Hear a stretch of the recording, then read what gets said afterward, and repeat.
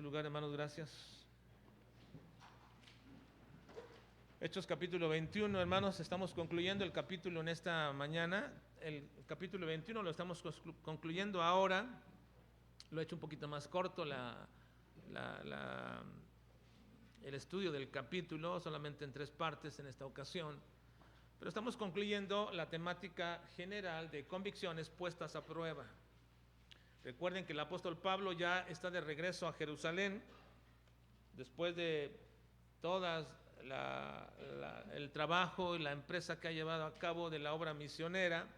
Está regresando a Jerusalén. Eso no quiere decir que ha dejado de predicar, quiere decir que ha dejado ya el ministerio por el cual Dios le había llamado, y ahora evidentemente seguirá predicando, pero lo hará en cárcel, lo hará en momentos o dificultades, ya no bajo el mandato o la dirección de una iglesia como era precisamente la iglesia de Antioquía, sino que ahora el apóstol Pablo ya está a punto, hermanos, de comenzar una travesía que le llevará finalmente hasta la muerte, con la cual ha de glorificar a Dios. Así que en este regreso el apóstol Pablo es puesto, o sus convicciones son puestas a prueba. Y ya vimos las 2 primeras partes anteriormente, lo que surge de una convicción, si es una necedad, si realmente es una desobediencia, o lo que el apóstol Pablo llamaba o finalmente establecía como una convicción. Y vamos a ver ahora, hermanos, en los versículos 27 al 40, para culminar nuestro capítulo, las convicciones seguras y sus resultados inseguros. Las convicciones seguras y sus resultados inseguros. Hay una fuerte posición, hermanos, dentro del evangelicalismo de los tiempos actuales respecto a los resultados que debería haber cuando una persona mantiene una firme convicción, una relación, una cercanía con Dios. Y cuando una persona establece una cercanía con Dios y comunión y apego a Dios, muchas de las personas piensan que toda la vida les debería de ir bien. Y todo ha sido marcado desde un principio por la clase de evangelismo con la cual fueron llevados a este supuesto, donde les dice que si ellos reciben a Jesucristo como su Señor, su vida irá bien. Que si ellos ahora tienen a Cristo como su Salvador, todo les va a acontecer perfectamente y que no habrá ningún problema, que sus problemas se acabarán, que sus vicios terminarán, que su familia se va a arreglar, que su vida va a prosperar y que su economía va a mejorar y su salud irá de mejor en mejor. Esa posición establece que mientras sea cada vez más grande la convicción y la fe en Dios de un creyente, hasta cierto punto puede estar reclamando de Dios resultados para su vida. Esa clase de mensaje evangélico deriva de una llamada teología de la prosperidad, donde dicen ellos que Dios ha establecido un pacto con sus hijos para que en el cumplimiento de algunas cosas reciban de parte de Dios todas las bendiciones que Él ha querido otorgarles, pero que solamente espera que ellos vayan a ese pacto y establezcan pactos con Él. Así que de manera milagrosa, Dios hará que la economía de creyentes aumente y que su salud sea prosperada. Esa mal llamada teología es una postura, pero en realidad no tiene un postulado de doctrinas estructuradas ni sistemáticas. Más bien es una actitud que se ha ido alimentando por pensamientos desde el púlpito, con frases enfáticas y ánimo del predicador para hacer que todos los oyentes crean o lleguen a estructurar en su mente esta clase de supuestas convicciones. Si lo crees, lo puedes tener. Si lo pides, lo recibes. Hay gente que piensa que tienen una fe tremenda y a veces podemos ser muy alimentados y atraídos por esa clase de supuesta fe. Yo recuerdo que cuando éramos niños, iban a nuestra casa unos hermanos que venían de la Ciudad de México, y cuando estos hermanos llegaban a la casa y había alguna persona enferma, alguno de estos enfermos, nos ponían las manos encima y decían, vamos a orar y en este momento vas a ser sanado. Uno pensaría que eso era algo tremendo, y yo, qué fe de estos hermanos, ¿verdad? y comenzaban a orar y a orar y a orar y a orar para que nuestra enfermedad saliera de nosotros cuando éramos niños, ¿verdad? Y como era tanto el tiempo que oraban y oraban y oraban y oraban, y eran, ¿te acuerdas? 15, 20, 30, 40 minutos orando y con la mano impuesta aquí sobre con la cabeza ya, uno ya casi tirándose, porque unos niños así, casi, y de pronto decían, ¿ya te sientes mejor? Sí, ya me siento bien, ya. Ya estoy bien, porque ya no quería más tiempo, ¿verdad? Pero es muy atrayente, hermanos. Una persona que manifiesta una supuesta clase de este tipo de fe, de convicción sobre lo que está haciendo. Y en este ánimo de pasar esa convicción supuesta sobre Dios y sobre su poder, mucha gente de que oye a esta clase de predicadores los llevan a ejercer también esa misma actitud. El evangelio de la prosperidad se basa en lo que fueron los postulados de dos hombres del siglo antepasado y que establecieron conceptos tales como lo que se llama la superfe, que se basa en conceptos positivistas, como lo que afirmo, lo poseo. Así que desde los púlpitos se alienta a los creyentes a desarrollar lo que se conoce como la confesión positiva. Aprende a hacer confesión positiva. Es decir, ten la firme convicción de que si lo declaras, lo tienes. Todo lo contrario a esto establecería entonces en la mente de algunas personas que su idea de Dios es una idea muy ficticia y que su fe es una mera ficción. Por lo tanto, tienen que ejercer un positivismo cada vez más y más e intentar hacer que Dios les dé lo que ellos reclaman.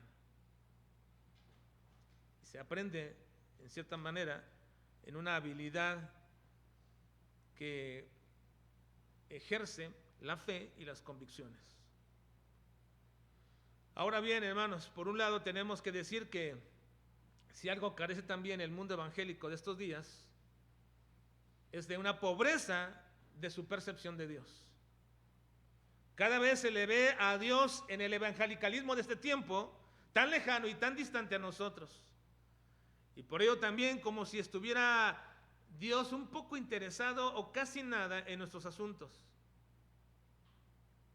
Pero ¿acaso, hermanos, será que para que nosotros podamos restaurar nuestro corazón y nuestra mente a una firme convicción sobre Dios, simplemente tengamos que aprender a desarrollar pensamientos positivistas? Levantarnos por la mañana y buscar en esos, hoy se puede buscar todo en internet, ¿verdad? Y todo, dame un nuevo pensamiento, un mejor pensamiento para mi día, y ahí comienza a mandarnos un montón de frases y cosas para que comiences tu día bien. Y lo veo, ¿verdad? Porque hoy día parece ser que por todas partes, en todos los grupos donde estamos, aparecen por la mañana buenos días y un pensamiento positivista. Bueno, el Señor hoy te dará todo lo que le has pedido, el Señor hoy te hará la persona más feliz, y cosas como esta, ¿verdad? Y amén, y todo el mundo amén y amén. ¿Que será eso lo que tenemos que alimentarnos a fin de restaurar nuestra idea de Dios? Nuestro quizás débil pensamiento acerca de Dios, nuestra débil convicción sobre Dios y sobre su poder para hacer lo que Él desea. ¿Será acaso bajo la base de pensamientos positivistas? ¿Atrevernos a reclamar de parte de Dios sus promesas? ¿Se puede entonces tachar nuestra fe como una fe superficial si no lo hacemos? ¿O como una fe débil que no está dispuesta a creer que Dios puede darnos lo que le pedimos? Cuando tenemos dudas acerca de nuestra vida,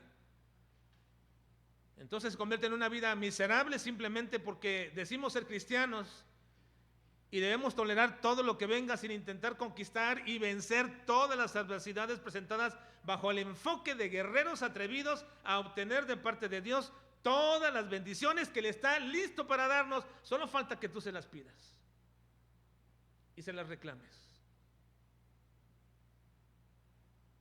Y como dicen algunos, Dios prometió que todo lo que tú pisares te lo va a entregar.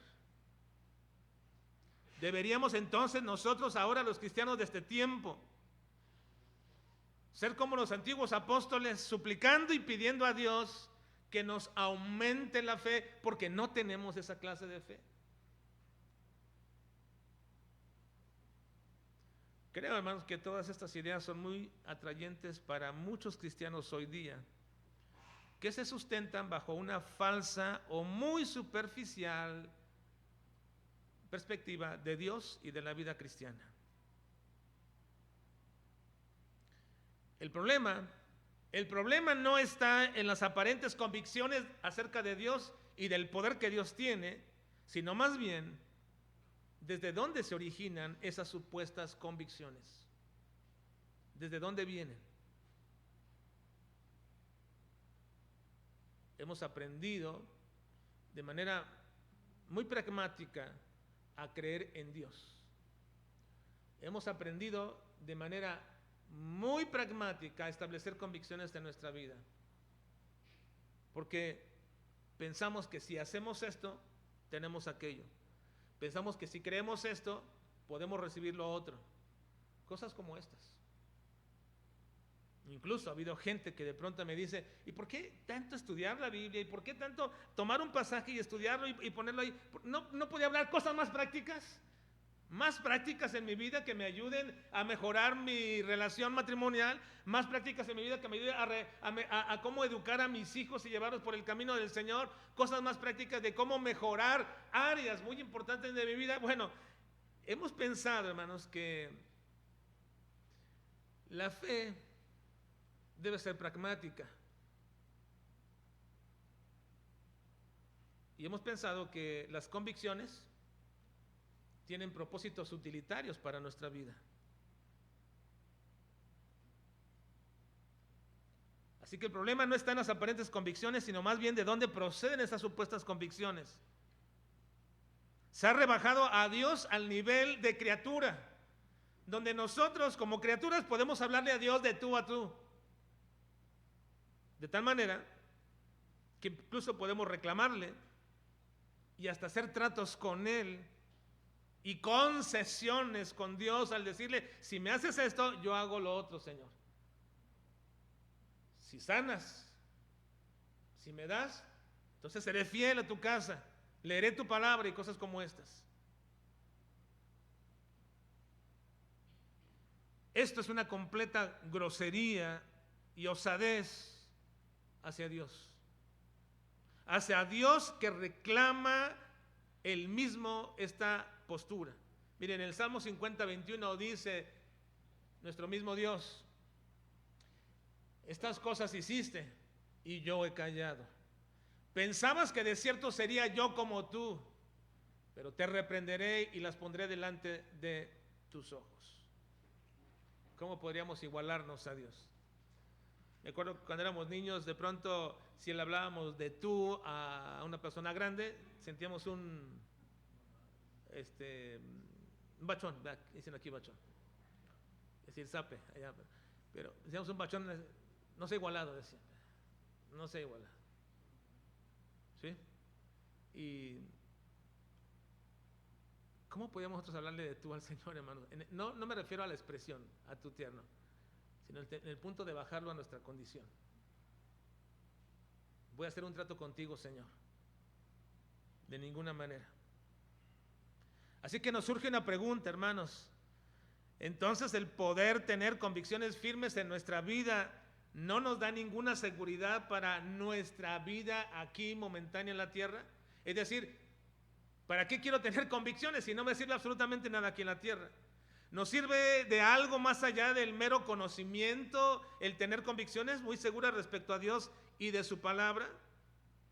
¿Y de qué me serviría si yo no puedo tener seguridad en esta vida, ni puedo entender que pueda tener una ayuda en mi vida aquí en la tierra? Ahora, ¿se podría calificar una convicción como segura si los resultados de esa convicción son adversos a mi vida? ¿Para qué quiero tener una convicción? ¿Acaso no dice la Escritura que Dios honra a quien le honra? Hermanos, entonces, sí, 1 Samuel 2:30 dice: por tanto, Jehová, el Dios de Israel, dice: yo había dicho que tu casa y la casa de tu padre andarían delante de mí perpetuamente. Mas ahora ha dicho Jehová: nunca yo tal haga, porque yo honraré a los que me honran, y los que me desprecian serán tenidos en poco. Pero cuidado, hermanos, porque de estas ideas proviene decir: bueno, si yo hago esto, entonces Dios hace el otro. Si yo honro a Dios, Dios me honrará a mí. Si yo le doy a Dios, Dios me dará a mí. Si yo hago esto por Dios, entonces Dios me hará a mí, porque su palabra dice acerca de esto. Hermanos, tener convicciones profundas y permanentes de Dios nos van a garantizar, dicen algunos, el cuidado, la provisión y la protección de Dios. ¿Será así?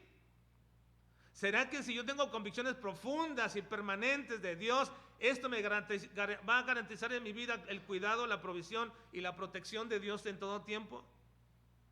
Bueno, vamos a ver qué nos dice esta experiencia en la vida del apóstol Pablo en la última parte de nuestro estudio del capítulo 21. Por favor, versículo 27. Ahí nos quedamos la semana pasada. Hechos, capítulo 21, versículo 27.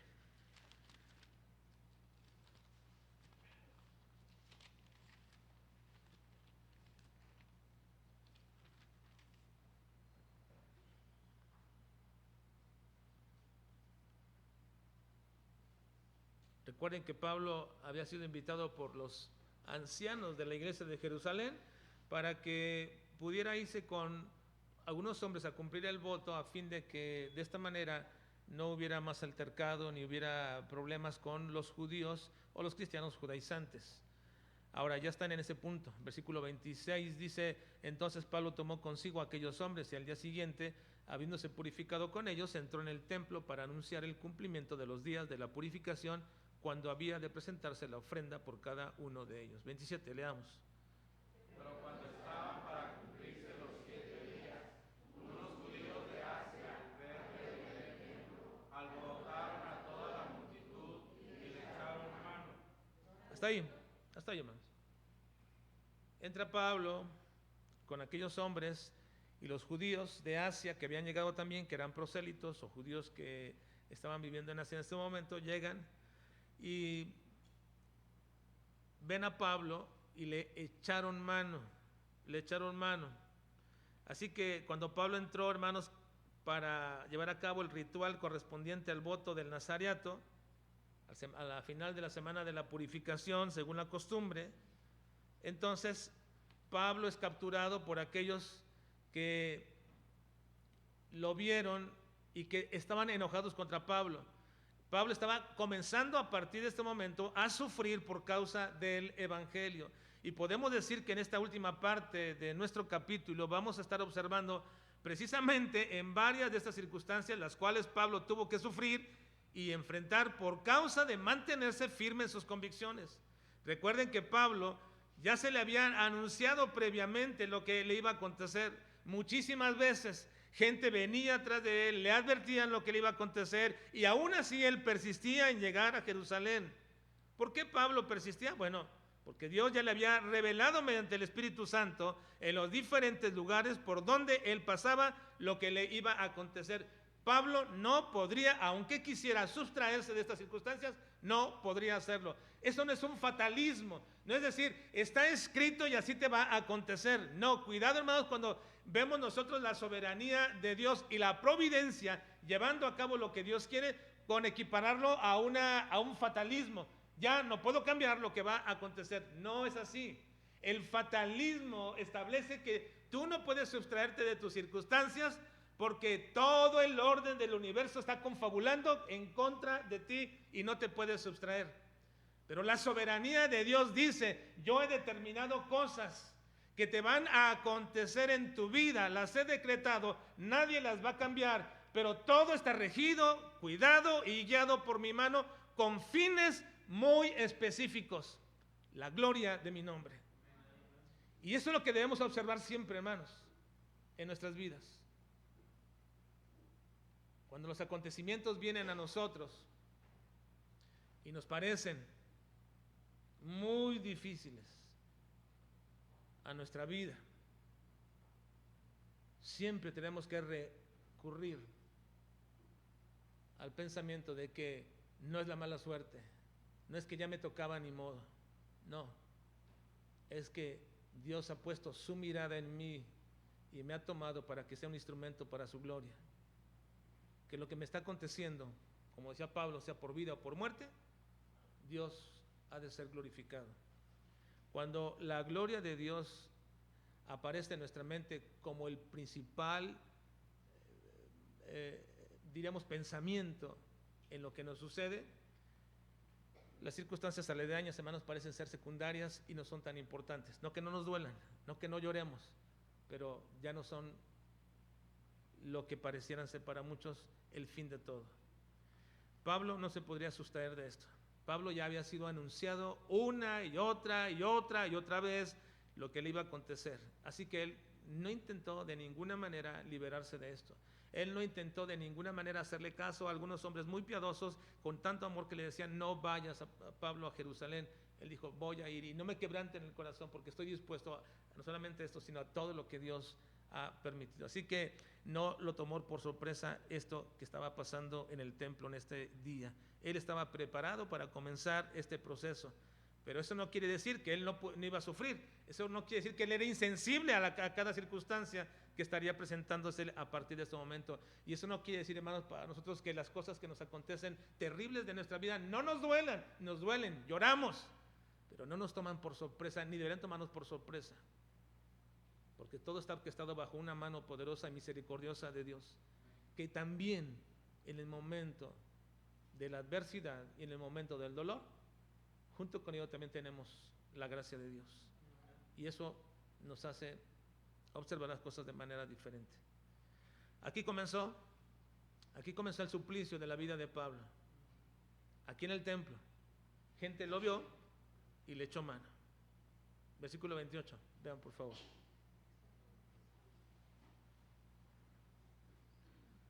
Estos hombres le echaron mano y luego dijeron: dando voces, varones israelitas, ayudad.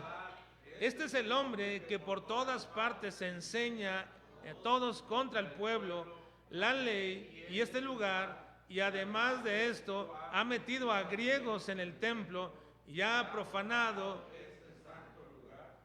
La gente que tomó preso a Pablo afirmaban que Pablo estaba en contra del pueblo de Israel, en contra de la ley y en contra del templo. Estaban acusándole de tres cosas: está en contra del pueblo, está en contra de la ley y está en contra del templo. Pero por supuesto, hermanos, que estas acusaciones eran infundadas. Pablo estaba sufriendo difamación por causa de sus convicciones. Pablo y todo creyente va a sufrir por causa de convicciones.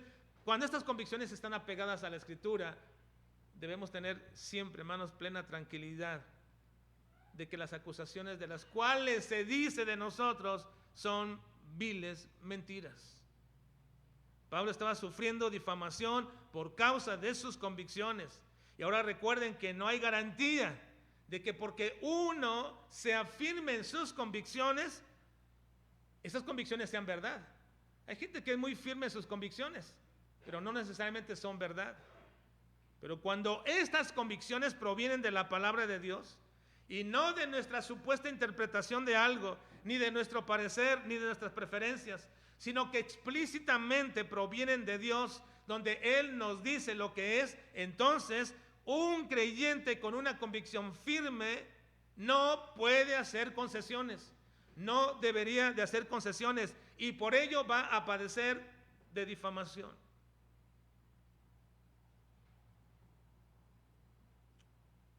No tengo que decirles esto porque ustedes saben esto ya desde mucho tiempo, y aún lamentablemente aquellos que decían ser amigos en el ministerio dicen o han hecho todo lo contrario.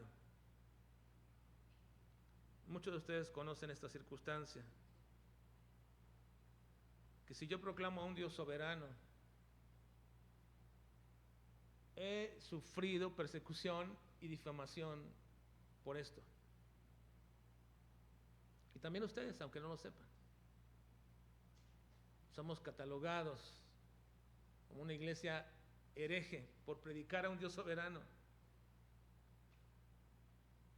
Somos catalogados como un grupo separatista, de cierta manera sí, pero no buscamos eso. Y hermanos, es hasta irrisorio de pronto escuchar toda clase de cosas que se dicen, toda clase de cosas. Y el apóstol Pablo estaba sufriendo difamación por causa de sus convicciones. Recuerden que no hay garantía, hermanos, de que aun cuando uno sea firme en sus convicciones, que estas convicciones sean verdad. Por eso debemos sustentarlas en la palabra de Dios. Debemos sustentar en la palabra de Dios, y también deberían aquellos que supuestamente se creen una autoridad en este asunto, deberían sustentar sus acusaciones con la palabra de Dios. Y decirme en dónde está la supremacía del hombre en la Biblia. Y decirme en dónde está la posibilidad del hombre de lograr y de pavimentar su propio destino sin que Dios meta absolutamente nada a esto. Y decirme dónde puede caber una iglesia que pueda vivir y sobrevivir en este mundo sin que cumpla los propósitos de un Dios soberano. ¿En dónde podría caber todo esto?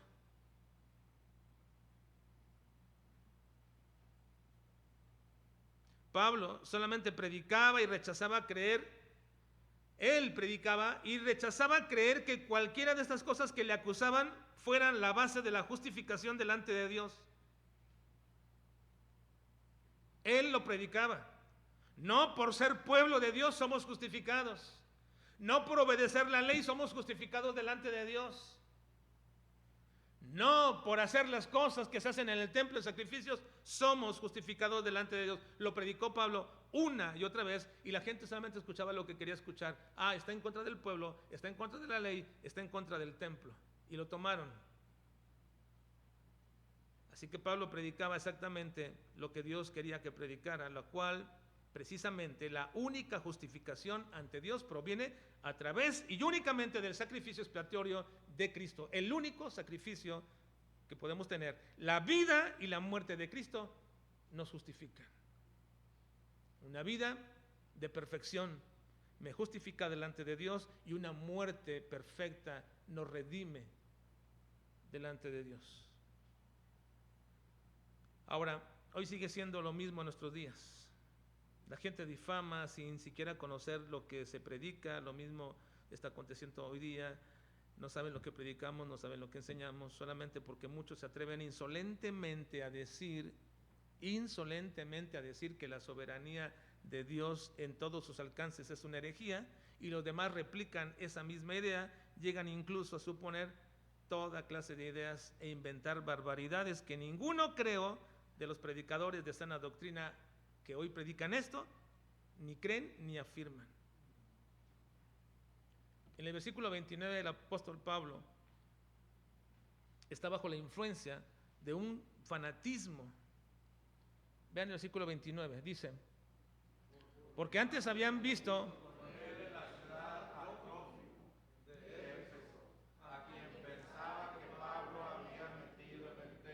bajo esa influencia de fanatismo religioso y tradicionalismo y hasta denominacional, incluso puedo decir hoy día, llegan al grado, hermanos, de establecer cosas totalmente erróneas, donde parece ser que la única satisfacción es la muerte y la sangre. Es lo único que querían estos, que Pablo muriera, que muera.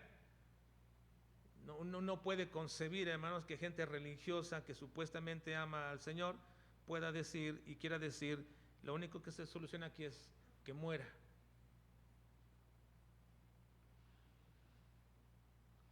Y eso es lo que pasa, dice con el apóstol Pablo.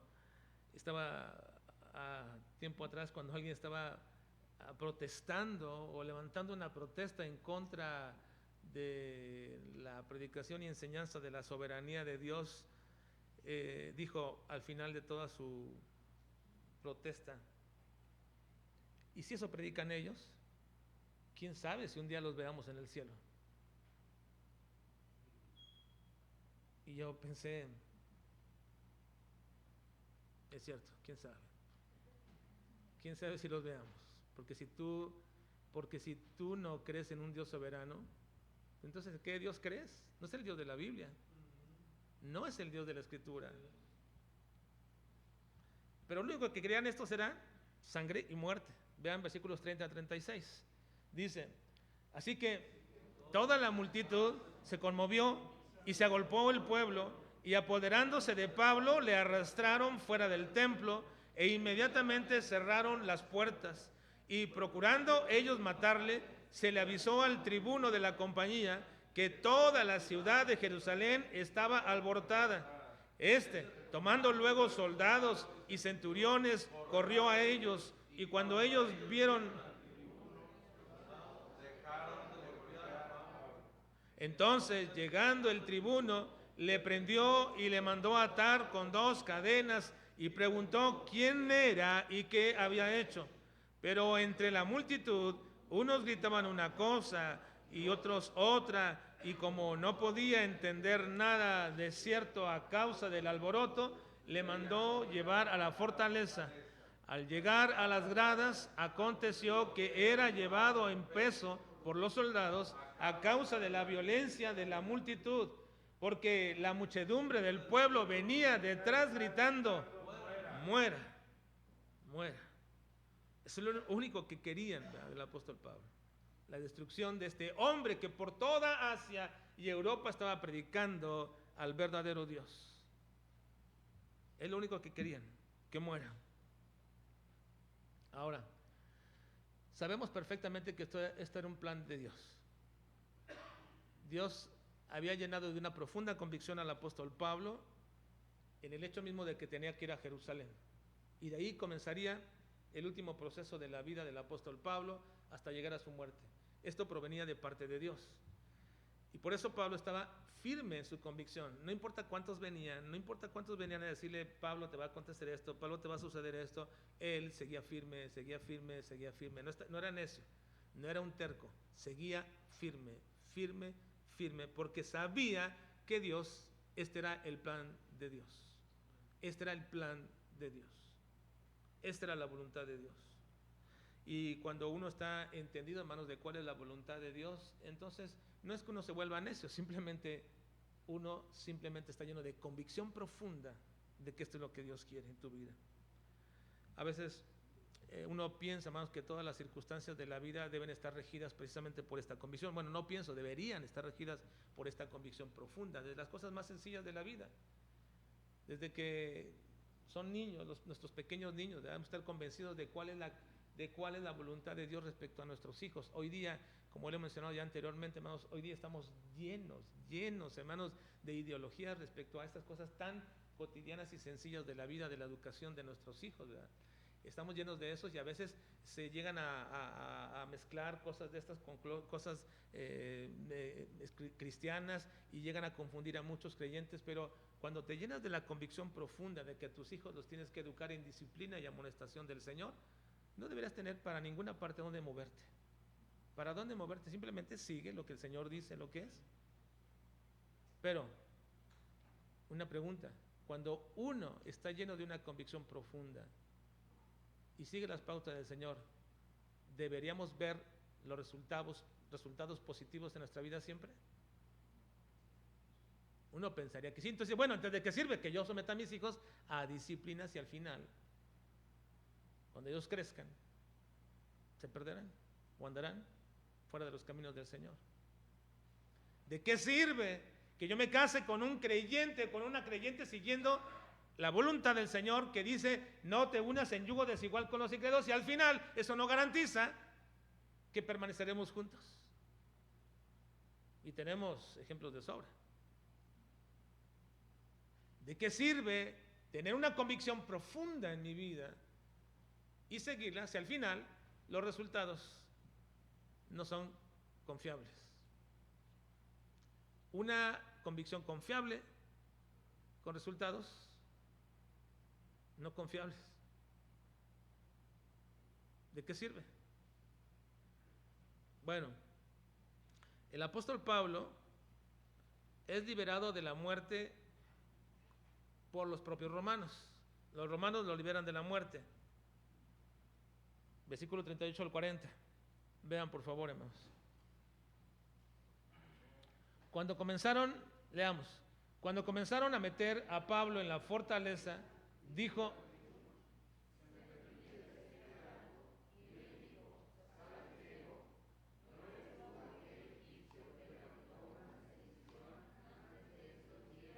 y sacó al desierto los 4,000 sicarios.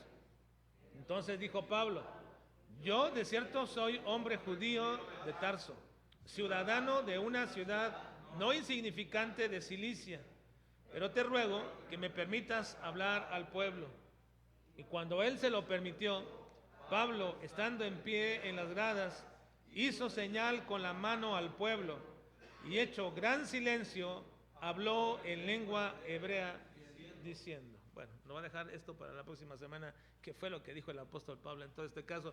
Pero, hermanos, aquí se nos manifiesta que Pablo fue liberado de la muerte por los romanos, pero eso no quiere decir que Pablo no sufrió, no llevó a cabo el suplicio y martirio por el evangelio que él estaba predicando, y que había terminado en este tiempo su ministerio en ello. Al contrario, hasta podríamos decir que solamente este momento de sufrimiento estaba comenzando. Y aquí se estaba cumpliendo lo que el Señor le dije: yo te voy a mostrar, desde el principio te voy a mostrar cuánto te es necesario padecer por causa del evangelio. Aún le esperaba más al apóstol Pablo, en la culminación de su vida ministerial, ya como un anciano, sufrir por causa del evangelio. Muchas cosas más por las cuales él entonces estaba más firme que nunca en lo que él creía. Uno podría caer, hermanos, en la tentación del chantaje personal, de decir: bueno, toda la vida que he llevado obedeciendo al Señor, siendo cumplido, yendo desde mis primeros días a la iglesia, a las clases de escuela dominical, yendo a las reuniones de jóvenes, haciendo todo esto en mi vida, manteniéndome firme. Ahora ya en las postrimerías de nuestra vida, en nuestra ancianidad, ya que nos falta el vigor de la vida, simplemente podríamos ceder ante las presiones y evitarnos el costo de mantenernos bajo convicciones. Podríamos decir eso, caer en ese chantaje y decir: creo que a Dios no le parecerá tan mal toda una vida bien llevada, y ahora en mis últimos días, por evitar consecuencias, bajo mi nivel de fortaleza en mis convicciones. Pero es precisamente Pablo que dice que nuestra vida no termina hasta que se acabe con mantener y podamos decir que hemos culminado la carrera y que hemos guardado la fe. No la rebajamos, no concesionamos, no nos diluimos. No. Discúlpeme el ejemplo personal, pero algo que puedo yo... Mi padre tenía muchos errores, y no los trato de contar ni evidenciarlo. Tenía muchos errores mi padre, pero una cosa que él tenía era su aprecio y su apego a leer su Biblia y a ir al templo, a la iglesia. Y nunca lo dejó de hacer. Por más enfermo que estuviera, siempre buscaba aún en silla de ruedas, el mismo irse. Recuerdo que la última ocasión que fuimos, y él era muy fanático de llegar temprano, fanático, a punto de nos alentaba continuamente a tener que hacerlo. Y aquí tengo testigos de que era siempre, uno se enojaba tanto que no llegábamos temprano. Y en una ocasión, recuerdo que la última ocasión que fuimos, él estaba ya en su silla de ruedas, y de pronto dijo: ya es hora, y ahí estamos, ya vamos, ya es hora, y de pronto: pues ya vámonos, papá, ¿dónde está? No, ya iba en su silla de ruedas allá. Yo le dije que ya nos íbamos, ya se hizo tarde. Entonces, qué vergüenza para nosotros, pero lo que digo es, hermanos, cuando uno ha establecido convicciones profundas en su vida sobre lo que debe de hacer, estas no se pueden ir diluyendo ni rebajando por la edad. Deben ser más firmes todavía, mucho más firmes. Y el apóstol Pablo dice que así era con él respecto a sus convicciones. Segunda Timoteo capítulo 4, versículo 6, dice el apóstol Pablo, ya un anciano, dice: porque yo ya estoy para ser sacrificado y el tiempo de mi partida está cercano. Luego dice versículo 7, he acabado la carrera, he pelado la buena batalla, he acabado la carrera, he guardado la fe. Él no se diluyó, Él no se debilitó. Él no dijo, bueno, ya, el Señor estará contento con todo lo que he sufrido hasta ahora. No, ya estoy para ser sacrificado y aún aquí puedo decir que he guardado la fe. Entonces, ¿hay garantía de que una fe verdadera basada en convicciones correctas y bíblicas puedan traer a nuestra vida bienestar, quietud, paz y bendiciones? ¿Hay garantía de esto, hermanos? ¿Hay garantía de que una fe verdaderamente bíblica, correcta, bien arraigada en la palabra de Dios, que no viene de opiniones, ni tradiciones, ni posturas tradicionalistas, ni de ningún aspecto que pudiera ser aledaño a nosotros, como simplemente las hemos adquirido? Pero hay garantía de que mi firme convicción, la cual he leído y estudiado en la palabra de Dios, pueda traer a mi vida bienestar, quietud, paz y bendiciones. No, no hay garantía. De hecho, Cristo dijo lo contrario. Lucas 6:22 dice: bienaventurados seréis cuando los hombres os aborrezcan y cuando os aparten de sí y os vituperen y desechen vuestro nombre como malo por causa del Hijo del Hombre. Cada uno de los apóstoles sufrieron martirio por mantener su firme convicción en Jesús como el Dios verdadero y soberano, el único y verdadero Dios. Sufrieron martirio por el Señor. Murieron cruentamente cada apóstol. La historia de la iglesia está plagada de ejemplos y de citas acerca de hombres y mujeres que tenían una fe y firme convicción en el Señor y murieron por causa de esto de maneras horrendas, cruentas. El libro de Hebreos nos dice que desde Abel hasta los tiempos apostólicos, toda la gente que había tenido una firme convicción en Cristo, en Jesús y en Dios, todos sufrieron. Hebreos 11:35 al 40 dice: las mujeres recibieron sus muertos mediante resurrección, mas otros fueron atormentados, no aceptando el rescate a fin de obtener mejor resurrección. Otros experimentaron vituperios y azotes, y además de esto prisiones y cárceles. Fueron apedreados, aserrados. Aserrados quiere decir que los cortaron con una sierra. Puestos a prueba, muertos a filo de espada. Anduvieron de acá para allá cubiertos de pieles de ovejas y de cabras, pobres, angustiados, maltratados, de los cuales el mundo no era digno, errando por los desiertos, por los montes, por las cuevas y por las cavernas de la tierra. Y todos estos, aunque alcanzaron buen testimonio mediante la fe, no recibieron lo prometido. Bueno, si así son las cosas, entonces, ¿para qué nos sirven las convicciones? ¿Para qué queremos convicciones? Hermanos, las convicciones son la base de nuestra fe. Es más, las convicciones son las manifestaciones de esa fe preciosa que Dios nos ha otorgado como un don inmerecido. Sin convicciones firmes que se mantienen a pesar de las circunstancias, la vida de todo cristiano sería una mera apariencia, una vil representación de lo que no somos, un engaño despreciable a todos los que nos rodean. Sin convicciones profundas, somos una mera pantomima de hombres y de mujeres que juegan a ser cristianos. Sin convicciones reales no tendríamos esperanza que nos fortalezca en medio de este mundo y su adversidad, y no tendríamos una causa por la cual permanecer fieles a Dios. Pero lamentablemente, hermanos, eso es lo que sucede en el mundo evangélico hoy día. Hay muchas personas que dicen ser creyentes, pero no tienen ninguna convicción. No hay nada en sus vidas que sustente que son cristianos. Lo único que pueden decir es que el domingo van a la iglesia y que se saben algunos himnos y que leen la Biblia cuando tienen oportunidad. Y que ofrendan. También dan misiones. Y si se puede, participan en un ministerio, o hacen el aseo, o tocan un instrumento. Pero eso no es nada. No es nada absolutamente.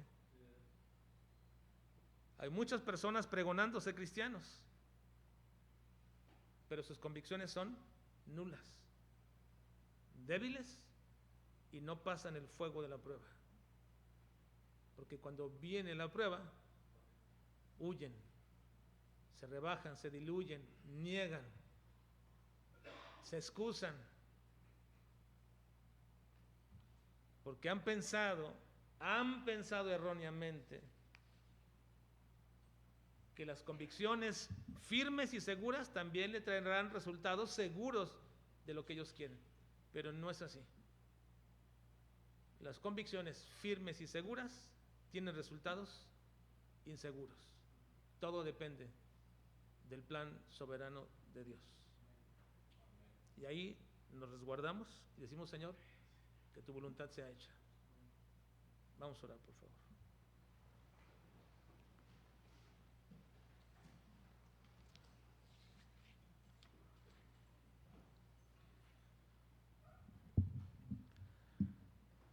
Padre, te alabamos y bendecimos en esta mañana.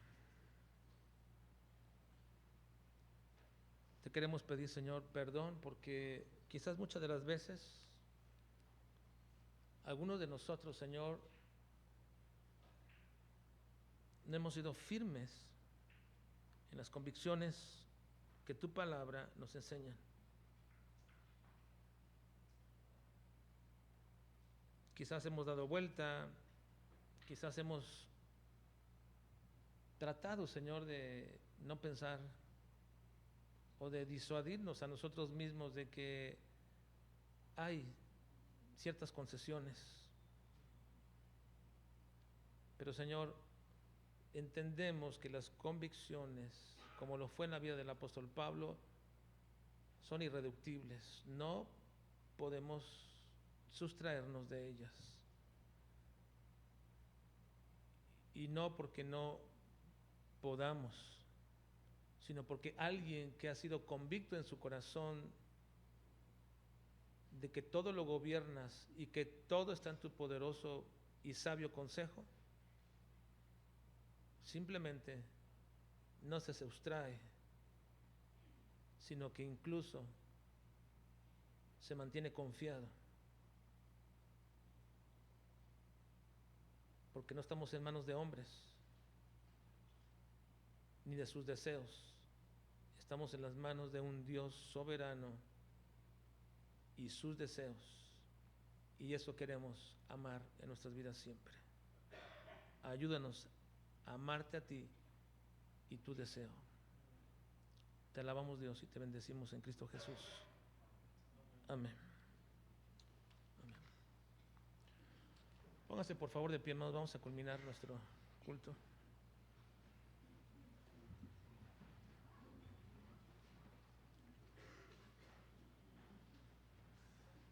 No olviden, hermanos, hoy en la tarde, a las 6 de la tarde, les invitamos a venir hoy a tener un tiempo de compañerismo, un tiempo de convivencia como creyentes, hoy en la tarde, a las 6 de la tarde, y próximo jueves nuestro culto de oración, y el viernes se reanudan ya las actividades nuevamente, a partir ya viernes, sábado, comenzamos nuevamente con las reuniones normales. Vamos a orar por las ofrendas. Oramos. Gracias te damos, Dios, por tu palabra que ha sido expuesta, Señor, y pedimos de tu dirección en nuestras vidas, Señor, que podamos tener convicciones, Señor, en nuestros corazones y que podamos permanecer fieles, Señor, y a través de tus promesas, Señor. Y ahora te pedimos, Señor, que bendiga las ofrendas de este día, Señor, que la multiplique, Señor. Gracias te damos porque tú has provisto, Señor, para cada necesidad. Te ruego, Señor, que también puedas dar los medios a aquellos que no tienen trabajo, Señor, que lo puedan tener, que puedan participar de esta gran bendición de ofrendar, Señor. Ayúdanos, Señor, a cumplir con nuestra meta en la obra misionera, Señor, que tu palabra pueda ser llevada hasta lo último de la tierra. Pedimos en el nombre de Jesús. Amén. Amén. Bien, hermanos, vamos a entonar este canto, el Dios que adoramos.